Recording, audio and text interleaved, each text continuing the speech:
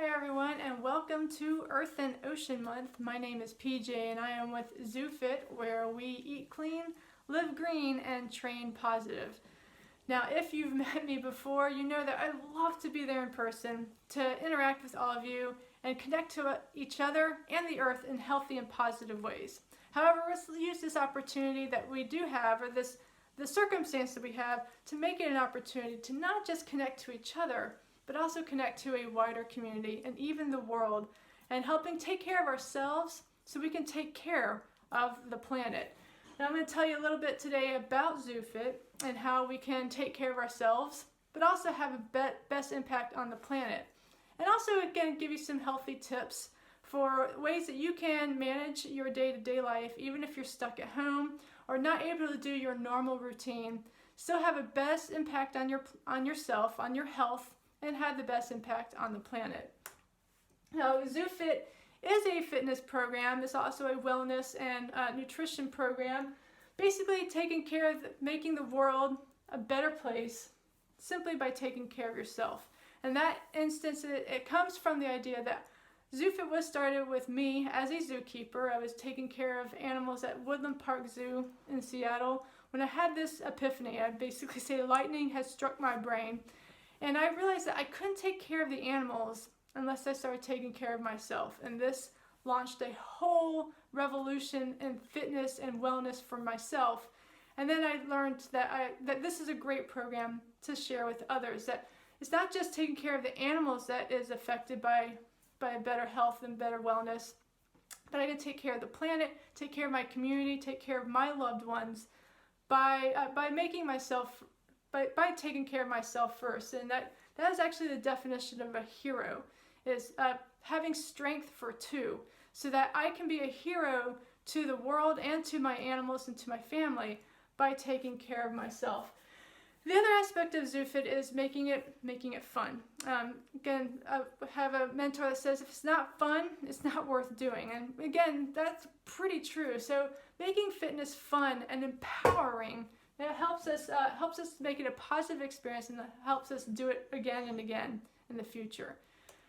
Now, ZooFit has started as a fitness program while I was a zookeeper. And then I transferred as a fitness coach and consultant.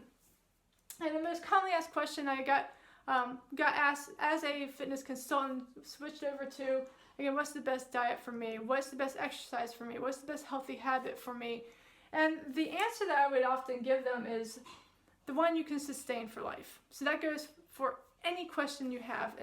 What's the best exercise? And very often you'll see online like the burpee. And quite frankly, burpees are my favorite exercise too. I can show you an example of a burpee. Basically though, if you just fall on your face intentionally and then jump right back up, there you have a burpee. So you do come down all the way from a standing position, come down to the ground to a push-up, come back into a squat, and then jump up. And that is the definition of a burpee. I love them. I think they're amazing. However, if it's not something that you enjoy, you're not going to do it a lot. So it's not sustainable to you. Maybe you like running or just walking to and from places. Great. If that's what sustains you, that's the best exercise for you. Same for a diet, the one that you can sustain. A lot of people say vegetarian is the best one, paleo, keto. Again, it's the one that you can sustain for life. So that's one answer, is that the exercise, the healthy habit, the diet that you can sustain for life. Now here's another answer, and this is one that kind of inspired ZooFit. It's the one that will have the best impact on the world. And again, if vegetarian works for you and for the planet, great. Again, so vegetarian is a very healthy diet for the planet. Walking is a very healthy exercise for the planet, but it is one that has the best impact. And again, but you see the underlining word here is has your best impact on the world. So the other best way to combine those two is the best answer, in my opinion, and that's the one which will have the most sustainable impact on both the planet and your life. So once again, If you want to try the vegetarian lifestyle, great. If you can sustain it, fabulous. That is a great way to have a good impact on you and the planet. If it's just eating less meat once a week, fantastic. Again, this is the one that has the best impact on you and the planet. And it's, again, your interpretation, doing what you can for your health and doing what you can for the health of the planet. So I'm going to talk a little bit more about this in the next coming slides. So when I created ZooFit, I did use my principles of being a zookeeper for 15 years and using operant conditioning, and that's a very nerdy word, it's a trainer word, but using operant conditioning through positive reinforcement to make it a positive experience, so making it fun. Again, triggering our brain to actually crave the exercise, crave the healthy habits, crave a better nutrition for us by, again, making it a little bit of a game, making it fun, using positive reinforcement. So the other way of managing this is, again, what operant conditioning is breaking our behaviors into small steps and then working our way progressively. We also use enrichment, and that's, again, fun and games. I have another talk called Reuse, Recycle, Reduce Your Waste, where we talk about how to create your own workout equipment from household items. Again, perfect opportunity now that we are stuck at home, maybe your gym is closed, using household items to help us stay healthy and fit and even have a better impact on the planet. And the last pillar, the most important, the one that connects everything together and makes it very empowering, is conservation. And again, we're going to talk a little bit more about this today during my talk. So it's, again, operant conditioning, a very nerdy word, but basically it's breaking behaviors into smaller steps. If you're having trouble seeing this precise slide, if it's a little glary or blurry, I will be sending this PDF as a PDF to the Earth and Ocean folks, so hopefully you can get a chance, or we can, at the end of this talk, email me. I'll be more than happy just to send it to you as well. But these shaping the habits, creating these smaller steps and making progressive wins, little micro wins, shaping our habits little by little creates lifestyle changes with long-term results. So we're not just going to have a quick fix and then go back to our old way of eating or old way of living. We're going to create these lifestyle changes that's going to create long-term effects too. Now, using positive reinforcement is also a component of operant conditioning, of shaping our behavior. And this is, again, the system of rewards and incentives. So again, it's more effective than punishment. So instead of guilting ourselves into doing what we know we should do, we get to do it because there's an incentive beyond just feeling good. There is an incentive. There is some kind of reward at the end of the tunnel. So again, as I like to say, it makes those healthy habits a little less unbearable, and we get to that unstoppable phase much quicker when we use positive reinforcement. Now, what we're going to do, I'm going to talk a little bit about how to create a healthy habit using the methods of an animal trainer. So in animal training, we call this the ABCs, and that's what we have: an antecedent, some kind of cue signal. Then we have a behavior. That's what, again, the behavior that the animal does, or in our case, what we are going to be doing. And then we have a consequence. And again, in operant conditioning and animal training, that's going to be positive reinforcement. Ken's still a little bit on the nerdy word side, so I found a great way to break this down even more, keep it simple, is we're going to make it obvious, we're going to make it easy, and then we're going to make it awesome. So that's basically the gist of it. So making it obvious, we're going to, again, something like putting a Post-it note on your mirror to remind you to take some vitamins. It's obvious. It's telling you now is the time to do the thing when you see that Post-it note.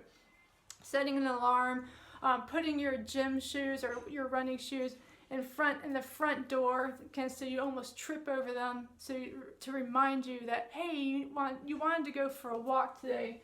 So that's also kind of makes it easy, but this is a little different component, is again breaking it into smaller steps. James Clear is the author of Atomic Habits. He says, make it so easy you cannot fail. That's very, very important. Is breaking it down to simple, small steps. So easy that it's ridiculous for you to fail. So just an instance of, instead of saying, I'm going to walk a mile every day, if you've never walked a mile, that may seem overwhelming. And especially if you wanted to get up to 5 miles or even 10 miles. But simply to say, I'm going to walk to my mailbox and back.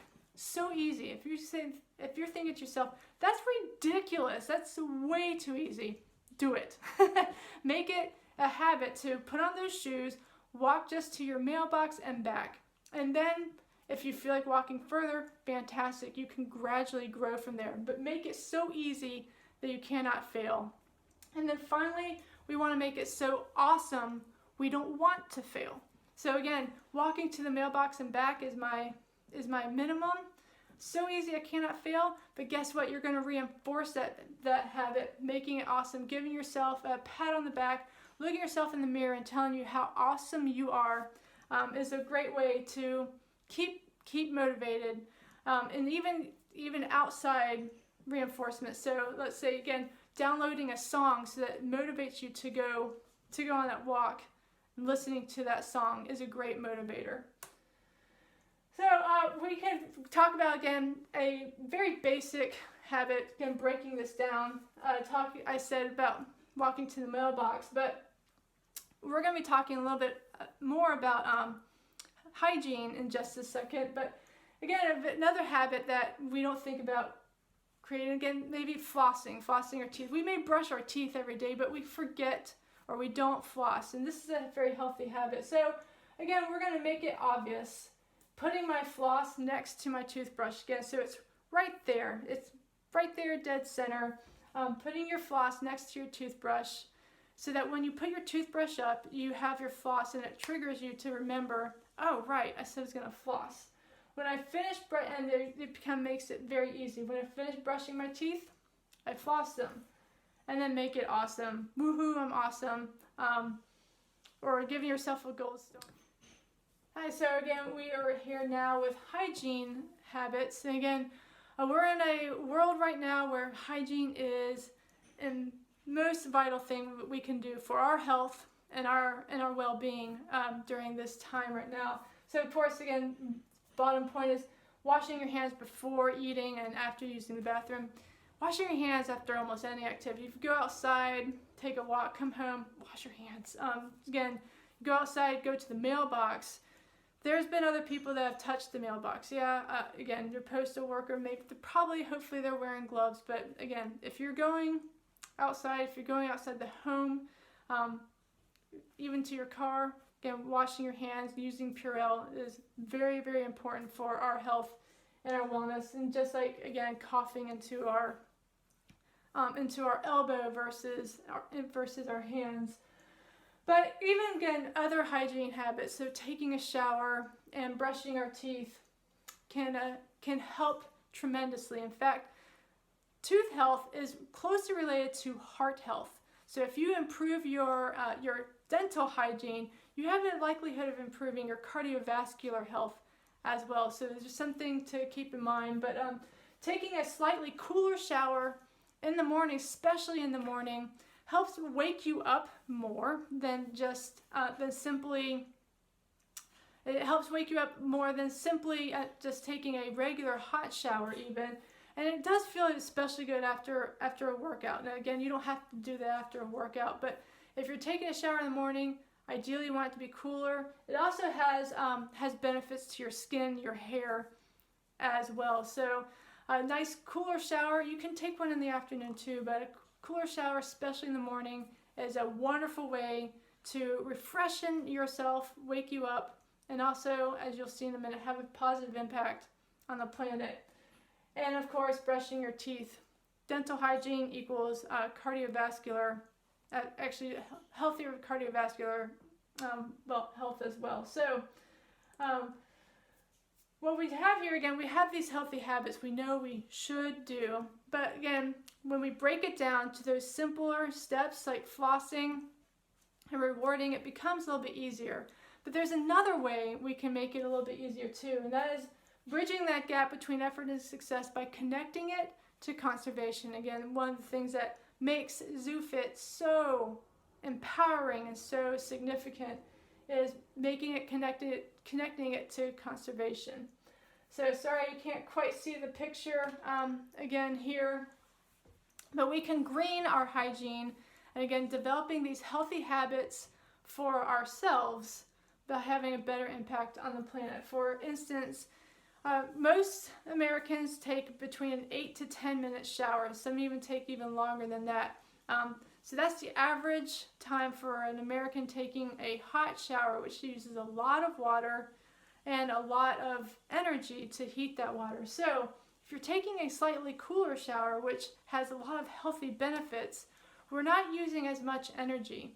And you can also shorten it a little bit. Again, most people can get everything they need to do in the shower, cleaning their entire bodies, cleaning their hair and conditioning their hair, and even shaving within 5 to 6 minutes. So we could cut down that time, use less water, and use a lot less energy, and have a better impact on the planet, and even still have a better impact on our own well-being as well.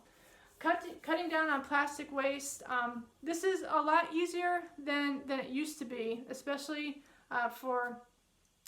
even for us if you're stuck at home. In just a minute, we're going to go over a fun habit or a fun thing that you can do at home. You can make your own toothpaste, eliminate all that plastic that goes along with it, using household ingredients that most of us already have within the home. But you also can order some great products, and even when the farmers markets open up, check those out as well. Soap out of plastic. You can get some really great soaps from local vendors. You can even get deodorant that comes from outside of plastic. They can come in glass jars. You can get them as a paste or as a bar. Again, much better way than the plastic containers that we're used to using. So cutting down plastic waste, having a much better impact on our planet, but also having still taking care of ourselves on the hygiene front. And then turning off water while you're brushing your teeth, and even while you're washing your hands. So again, you can wet your hands, and then for 20 seconds, rub that soap in, and then wash your hand, rinse them off again. But especially when you're brushing your teeth, we should be brushing our teeth for close to 2 minutes. And a lot of people run that water the entire time.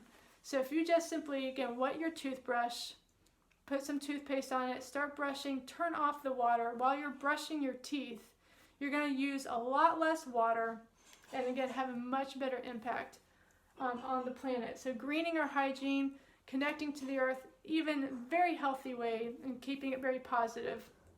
I'm going to show you how this helps too. Going to adjust this just a little bit. There we go. So I'm really dark, but the screen, very important graphic here. Creating a positive feedback loop. This is what conservation can do for ourselves and for our healthy habits. So when we start the healthy habit, it's exciting. It's fun. So we do it and we feel good. I brush my teeth. My mouth feels much better. I feel really good. And you want to continue it. But then you have this upward curve where things get difficult. And again, brushing your teeth might be an instilled habit, but again, maybe flossing them is not quite. So you are running late. It's late. Oh, I really want to get to bed. I just want to brush my teeth and go to bed. Things get really difficult. So having some kind of conservation connection can help you in the long run. So you can, again, connecting, flossing to conservation may seem a little difficult, but you might be having that, I'm greening my bathroom and I have this non-plastic floss, so it's made out of silk. It comes in a glass jar.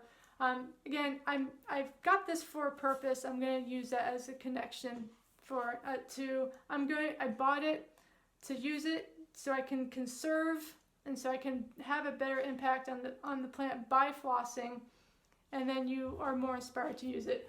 A really, really good example would be some eating habits. So I eat a salad. I feel really, really good about that.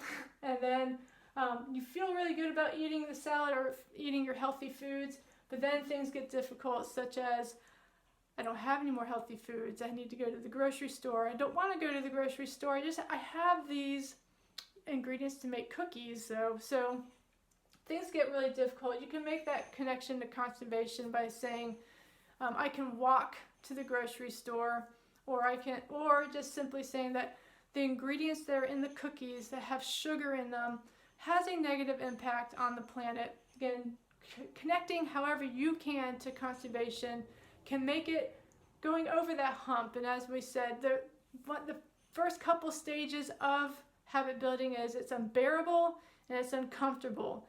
And then you get to unstoppable. So using that conservation connection helps you get over those unbearable and uncomfortable humps and helps you keep going forward with this momentum of positive feedback loop.